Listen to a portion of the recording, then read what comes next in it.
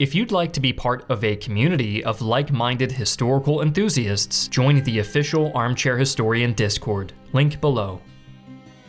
Before we begin, I'd like to thank the sponsor of today's video, World of Tanks. World of Tanks is a free-to-play MMO PC game that puts you in command of the most iconic military vehicles from the mid-20th century. Choose from over 600 historically accurate tanks from 11 nations, including the legendary Sherman, Churchill, Tiger, and T-34. Enjoy the game's tactical battle mechanics and diverse strategic gameplay with 5 complementary vehicle classes and over 40 unique maps and multiple game modes. Viewers who register today using our activation code Once Upon a Tank will receive a free Tier 5 tank, the Matilda Black Prince, a 7-day World of Tanks premium account, 1 garage slot, and 100% crew, as well as a free 10-day battle rental of the Tiger 131 and Sherman VC Firefly. Enter the battle and join over 160 million World of Tank fans today by clicking our link in the description below.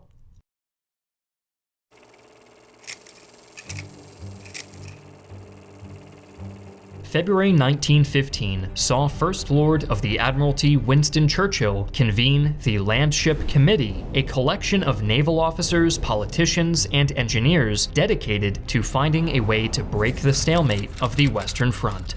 The committee's brainstorming eventually led to the creation of Little Willie, the first working tank in the world.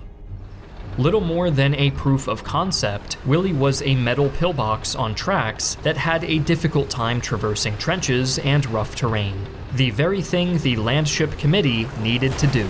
But Willie's creation gave the Landship Committee momentum that led to the creation of the HMLS, or His Majesty's Landship Centipede, better known as Mother. Mother was the first tank to feature the rhomboidal design that came to mark British tanks of the First World War.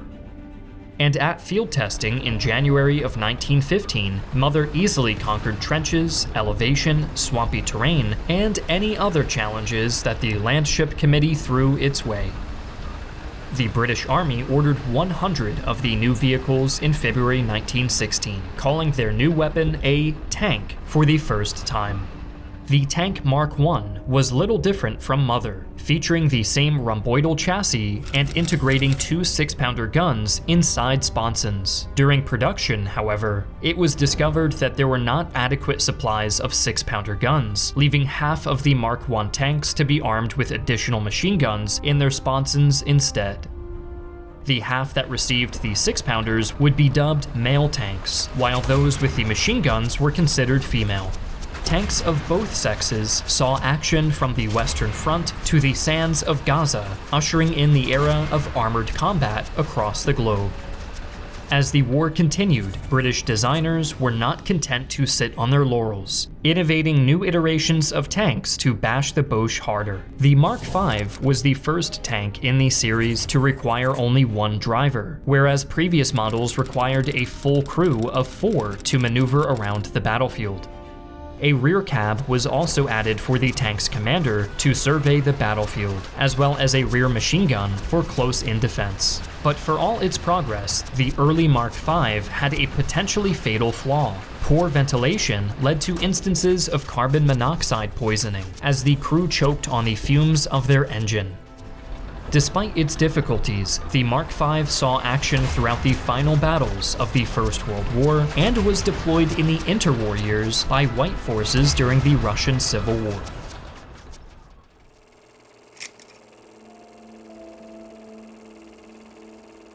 At the beginning of the interwar years, Vickers-Armstrong found success with their second attempt at a tank design, the Vickers medium tank. Originally classified as a light tank, the Mark I was an operational but highly flawed design. The axles were notably weak, making them highly susceptible to damage and meaning the wheels were likely to simply fall off. But most critically, the Mark I's 6.25mm armor provided no protection whatsoever from enemy fire. Despite this glaring failure at basic tank design, the Mark I was put into service with an order for 200 of this model and its Mark II sibling. With thicker armor and an improved suspension and drive system, the Mark II was a vastly superior design. The tank brought a new style of turning to the Vickers line. with a gearshift and steering system that essentially cut engine power to the left or right tracks in order to accomplish maneuvers, the tank rotating around the now idle tracks to reorient itself.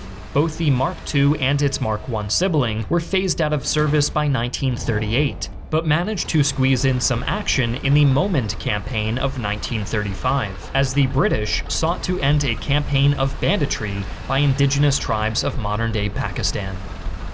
Continuing the preeminence of Vickers-Armstrong in British tank design, the cruiser tank was the first in a new breed of armored vehicle. For the first time, the familiar tank layout was put into practice, with the crew compartment in the front, turret in the center, and engine mounted in the rear.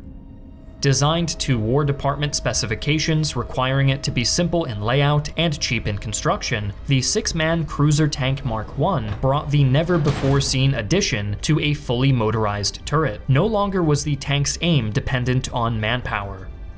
The first modern tank would have a short service life, supplanting the light tanks in 1938 and seeing action in France and Belgium at the outbreak of the Second World War. However, by 1941, the rearmament of the hitherto complacent British Army was in full swing, and the cruiser tank Mark I would give way to a new breed of armor, including its late successor, the Mark VI cruiser tank, dubbed the Crusader.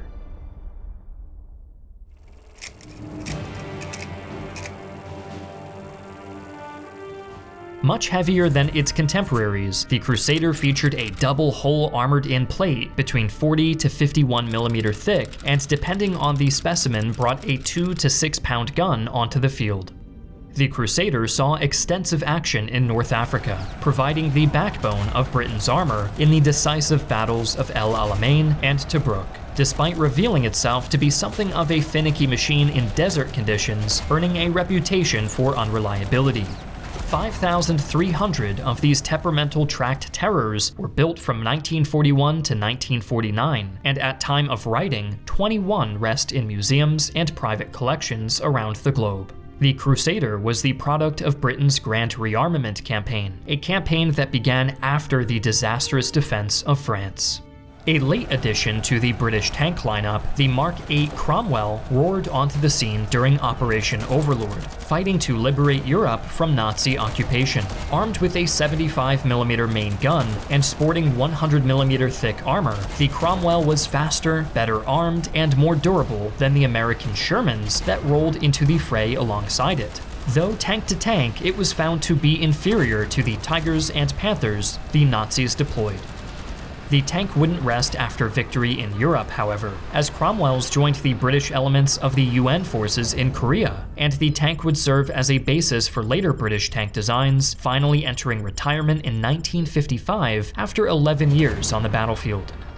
A direct answer to the question, what do we do about the Tigers and Panthers, the Comet was a fast, decently agile, and decently armored tank with a key feature: its 77mm high-velocity cannon capable of killing the German Big Cats. Just over 1,000 Comets were produced, and these cat killers would join other cruiser tanks in the post-war battlefields of the Middle East and Pacific, with a number continuing to be deployed by the Burmese military. As part of their rearmament and rethinking, the War Office decided on a delineation of tank roles to see them through the war. Cruiser tanks, intended to fight other armored vehicles, were separated from infantry tanks, purpose-built to travel alongside and provide fire support to soldiers on foot. Waltzing into the battlefield alongside British infantry, the infantry tank Mark II, or Matilda, blazed the trail for infantry tanks on the battlefields of the Second World War. Clad in armor up to 78mm in thickness and sporting a 2-pounder gun and new Czech air-cooled machine guns replacing older Vickers water-cooled models, the Matilda was a durable tank, well-suited to protecting and providing fire support to Tommies from the sands of Eritrea to the roads of the European liberation. 1,000 Matildas would make their way to the Soviet Union to help beat back Operation Barbarossa, and the tank's final user was Australia, whose Citizen Military Force, or militia, retired the tank in 1955. For all its good qualities, the Matilda proved costlier than anticipated to produce, leading to a redesign focused on improving unit cost as much as design features. The result was the Valentine, the most ubiquitous of Britain's infantry tanks. Over 6,800 of these infantry tanks were produced, all featuring an enlarged turret basket for easier ergonomics and a larger crew of 4. The Valentine was timeless, seeing action from the Battle of Madagascar through the 1963 Cyprus crisis. A notable variant of the Valentine was the New Zealand 2CS, which replaced the usual 2-pounder gun with a 3-inch howitzer. 2CS Valentines saw action in the Battle of the Green Islands or Operation Square Peg in a daring reconnaissance in force by Kiwi and Yankee troops. Whether it was named for the wartime Prime Minister or the 1st Duke of Marlborough, the infantry tank Mark IV, or Churchill, was a more defensively minded design, intended for use in static defense operations. To this end, the Churchill was thickly armored, with a glacis of 102mm in thickness, and its turret featured a powerful 6-pounder gun. This British behemoth was rushed into production straight off the drawing board and caused almost immediate problems. Befitting its design and nature, the tank was incredibly slow, and its welded turret was soon replaced by a more efficiently produced cast model. The Churchill joined its infantry tank cousins on fields of battle from Burma to France, ending its days in battle against the Korean People's Army during the Korean War.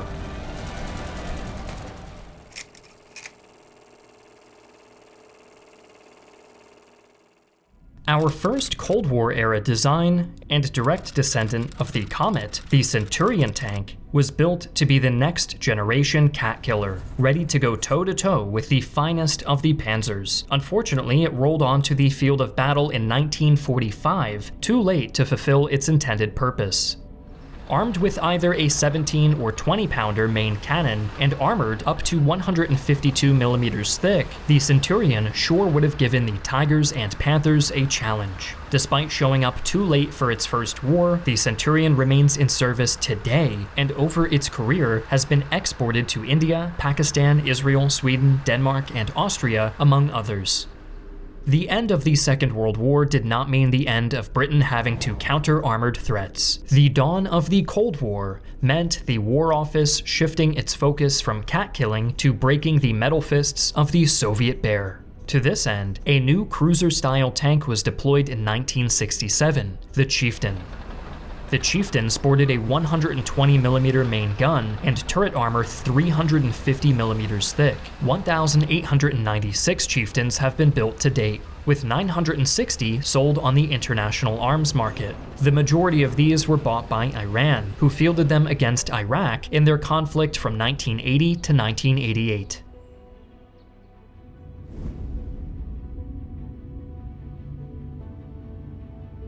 The Challenger is a modernization of the Chieftain, integrating composite armor for the first time. It also added thermal imaging and range-finding suites for the 120mm main gun, which was sometimes loaded with depleted uranium rounds. However, these improvements were balanced by accusations of unreliability and difficulty performing maintenance in the field. Despite these concerns, the Challenger saw extensive action during the Gulf War, and it was here that a Challenger performed a 5,100-meter shot, sniping an Iraqi tank and setting a record that wasn't challenged until 2022. The Challenger would retire in 2001, replaced by the Challenger 2. The next evolution of the Challenger tank faced quite a few challenges in its development. Originally conceived in 1988, designs for the Challenger 2 were continuously rejected until 1991, when an interaction was finally deemed acceptable to enter production. 250 subcontractors worked to get the first Challengers operational, and their work rolled off the assembly line after 2 years of production, only to utterly fail its test runs. The Challenger 2 would finally enter service in 1998, a full decade after being initially proposed. This challenging tank features similar arms and armament to its predecessor, but notably has an increased operational range. The tank has seen extensive action in the War on Terror, and despite its troubled history, continues to be a mainstay of the British Army, resisting efforts to replace it as early as 2002 and as late as 2015. The nation that invented the tank has perhaps the most difficulty implementing their creation. Between shifting arms doctrines and the challenges of design and testing, Britain has had a number of unusual, effective, and just plain frustrating tanks enter and retire from service. What nation's tanks do you want to see covered next? Let us know in the comments below. Thanks again to World of Tanks. Click our link in the description, register today using our activation code ONCEUPONATANK, and receive a free Matilda Black Prince tank, a 7-day premium account, 1 garage slot, 100% crew, and the Tiger 131 and Sherman VC Firefly free for 10 battles.